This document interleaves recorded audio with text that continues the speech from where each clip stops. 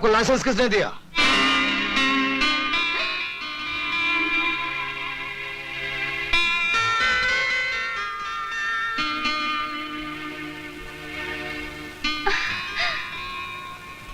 विजय, कितने सालों बाद कैसे हो तुम?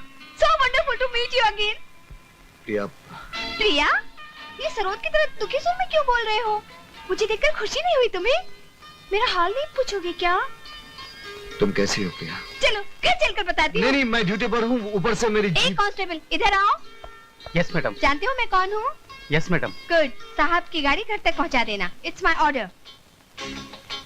Okay madam. चलो चलते हैं। अरे तुम्हारे पापा कैसे? अभी पता चल जाएगा। अपना सैल्यूट तैयार रखना। चलो आओ विजय। Hello daddy. हेलो बेटे।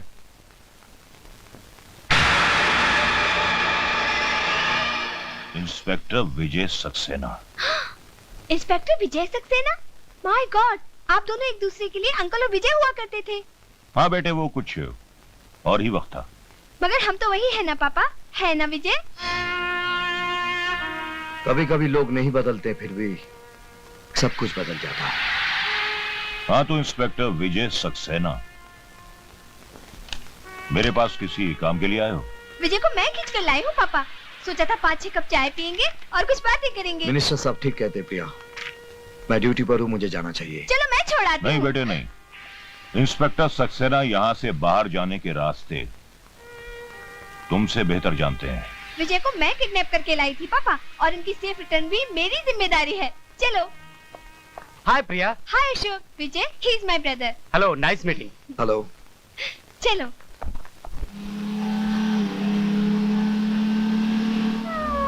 पापा अभी अपने पुराने गुस्से को भूल नहीं पाए हैं, मगर तुम बुरा मत मानना। अरे भाई, जो हो गया सो हो गया। अगर यादें रखनी है तो अच्छी यादें रखना। Smile always. सच बताओ विजय, क्या तुम अपनी जिंदगी से खुश नहीं हो? मुझे कोई शिकायत नहीं। और तुम? मैं खुश रहने को मैंने अपना पेशा बना लिया है। तुम्हारे जाने के बाद मैंने डिसाइड कर लिया, प्रिया ऑलवेज बी हैप्पी। जो अपने आप से खुश है उसे कभी किसी से खुशी की भीख मांगने की जरूरत नहीं पड़ती। तुम्हारी आंखों में आंसू अच्छे नहीं लगते। तुम तो हिम्मत वाली लड़की हो। मुझे याद है जब तुम्हें पहली बार देखा था।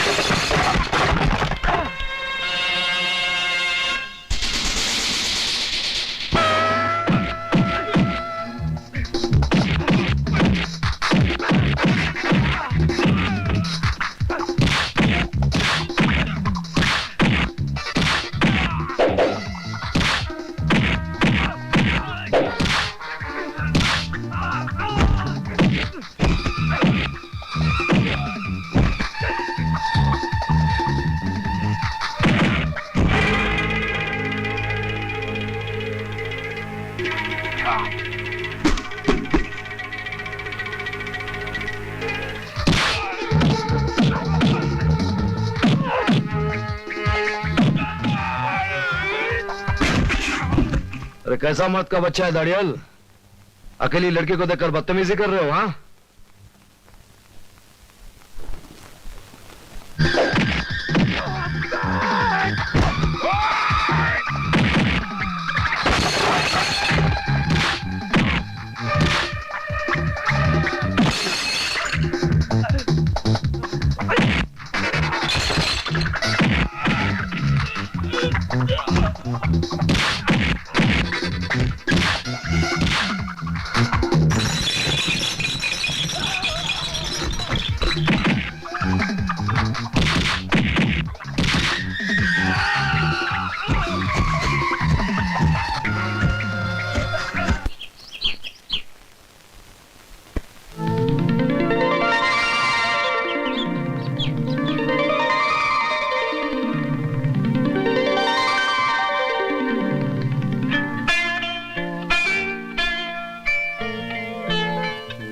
हाँ, क्या लड़की है,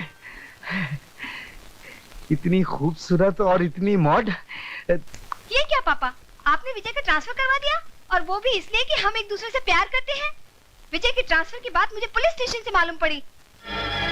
हाँ बेटी, ये सच है कि मैंने विजय का ट्रांसफर कराया है, लेकिन मैंने जो कुछ भी किया है तेरी भलाई के लिए किया है। एक बाप होने के नाते मैं अपनी इकलौती बेटी का हाथ एक शादीशुदा आदमी के हाथ में देकर अपनी बच्ची की जिंदगी बर्बाद कर देता। पापा आप ये क्या कह रहे हैं? सिर्फ इतना ही नहीं बेटी, बल्कि वो एक बच्चे का बाप भी है। उसने तेरे साथ धोखा किया है। नहीं, नहीं, नहीं, नहीं, नहीं। प्रिया, क्या हुआ? विजय मुझे धोखा क्यों दिया? शादीशुदा होने के बावजूद मुझसे प्यार का नाटक क्यों किया? बताओ, बताओ, बोलते क्यों नहीं? Take it easy, प्रिया। तुम्हारे पिताजी को पुलिस वाला दामाद पसंद नहीं था, इसलिए मेरा ट्रांसफर करके तुमसे दूर किया। उसके बाद ही मैंने शादी की। अब समझ में आया, ये सारा खेल मेरे पापा ने खेला है। अपनी बेटी के साथ ही पॉलिटिक्स प्ले किया। आई एम सॉरी विजय, मुझे माफ कर दो। तुमने शादी क्यों नहीं की? क्योंकि मैं पागल हूँ। मैंने एक बार में ही अपना सारा प्यार खर्च कर दिया, और फिर तुम जैसे रोज रोज कहाँ मिलते हैं? किस्मत ऑलरेडी लॉस्ट इट। चलो कहाँ? घर, तुम्हारी बीबी और तुम्हारे बच्चे से मिलने।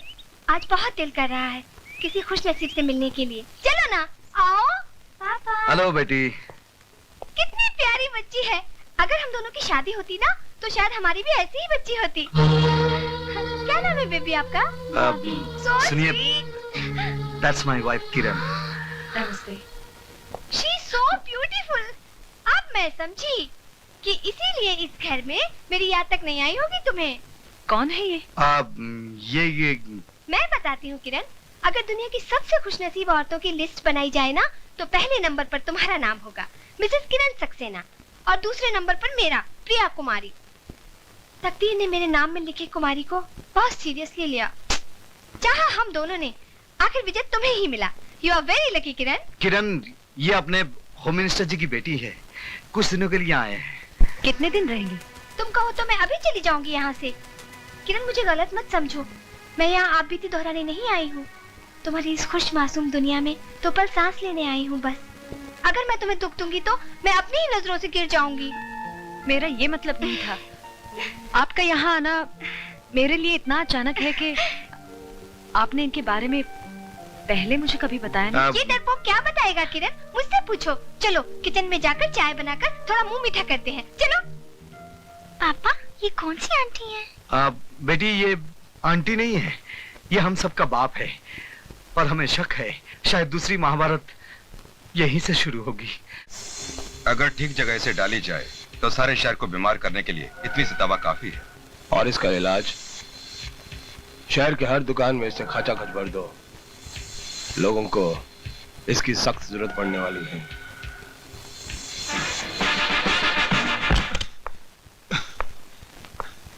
भैया, वो कल रात जो ब्राउन शुगर का स्टॉक आया है, उसे बांटने के लिए भी आदमी चाहिए ना। ब्राउन शुगर का धंधा सिर्फ हमारे मिडनाइट क्लब से होगा, और हमारे हर आदमी को इस काम में लगा दो।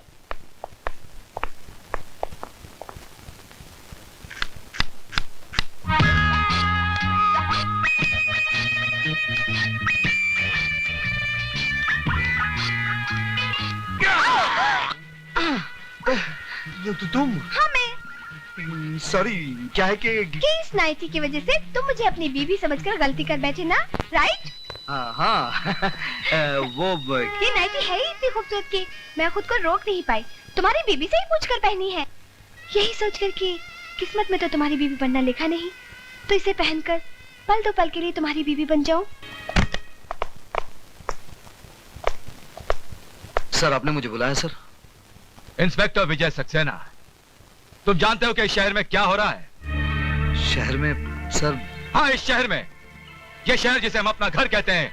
तुम जानते हो क्या हो रहा है अपने घर में? तुम्हारी प्रॉब्लम यह है कि तुम्हें सिर्फ जे दिखता है। तुम्हें वो छोटे लोग नहीं दिखते जो अपनी औकात भूलकर आसमान को छूने की कोशिश करते हैं। छोटे लोग? मैं कुछ समझा नहीं सर। समझोगे तब जब तुम अपनी ड्यूटी ईमानदारी और जिम्मेदारी से निभाओगे। You can go, come on. Ji. I said you can go.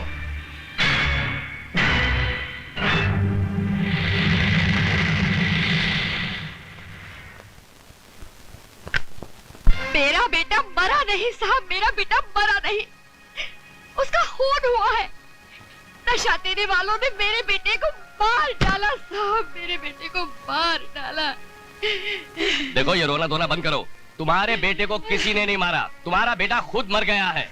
अगर इसी तरह पागलों की तरह हरकत करती रहोगी तो तुम्हें पागल खाने में बंद कर दूंगा। साहब आप मुझे सुनते क्यों नहीं? साहब मेरी बात मानिए, उन लोगों ने मेरे बेटे का खून किया है। साहब मेरे बेटे को तो... मुझे बताइए क्या हुआ? अब तो धीरज ही रखना है बेटा। अब तो उन माओ को डर कर रहना चाहिए जिनके बच्चे अभी तक जिंदा है। आपके बेटे को जिन्होंने शिकार बनाया आप उन्हें जानती हैं? मिडनाइट क्लब के लोग हैं। माँ जी, आपके बेटे को तो मैं वापस नहीं ला सकता, लेकिन मैं आपसे वादा करता हूं आपके बेटे के खूनियों को मैं चैन से जीने नहीं दूंगा। आप जाइए।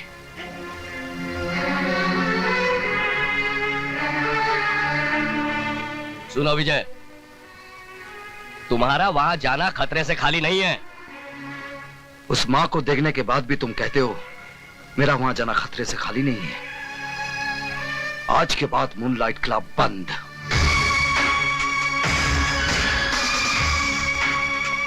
भाई सुनो, तुम जेजे के पास जाना और कहना कि रेड होने वाली है। समझे? तुम जाओ।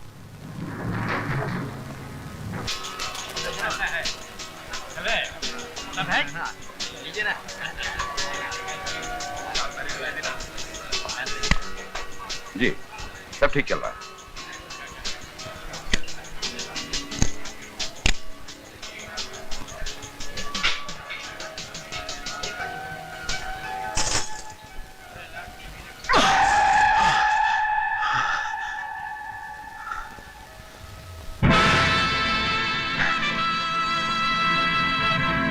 आइए इंस्पेक्टर साहब, आइए।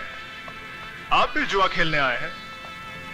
जी नहीं, आपका ये खेल बंद करने आया हूं। तुम?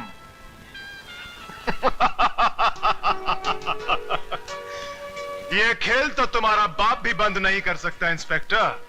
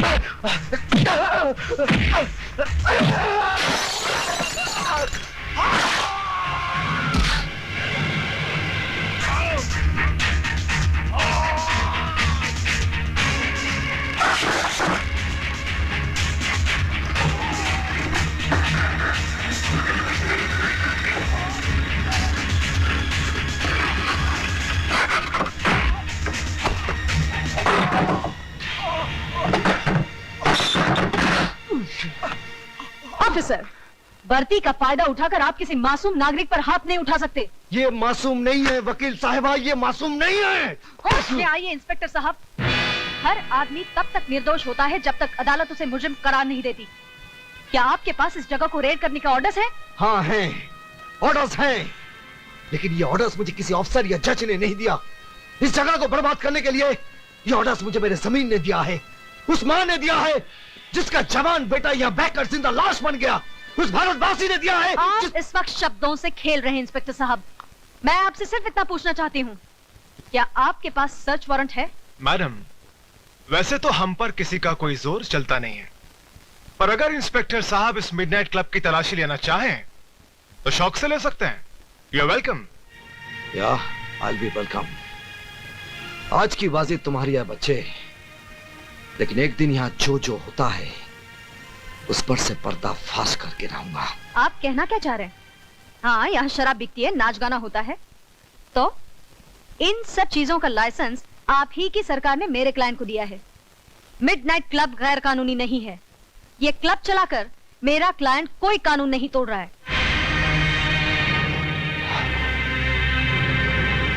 आप ठीक कहती हैं वकील साहबा, यहां कानून नहीं इंसान टूटते हैं। लेकिन इससे आपके कानून को क्या है ना? तंग आ चुका हूं मैं तुम्हारे पति से। अपने आप को समझता क्या है? मेरे पास लाइसेंस है, परमिट है, उसके बावजूद जब मूड आता है छापे मारता रहता है। चुप हूं मैं सिर्फ तुम्हारी वजह से, वरना जिस तरह बकरी की खाल उतारते हैं ना, उसी तरह उसकी वर्दी उतार देता। लेकिन अब मैडम, अब मैं खामोश रहने वाला नहीं हूं। उसका ट्रांसफर करवा कर ही रहूंगा मैं। आप उनका कुछ नहीं बिगाड़ सकते, क्योंकि वो जो कुछ भी कर रहे हैं अपने फर्ज के खातिर कर रहे हैं। अगर उन्हें शक है कि आप कोई गैर कानूनी काम करते हैं, तो आप पर छापे मारने का उन्हें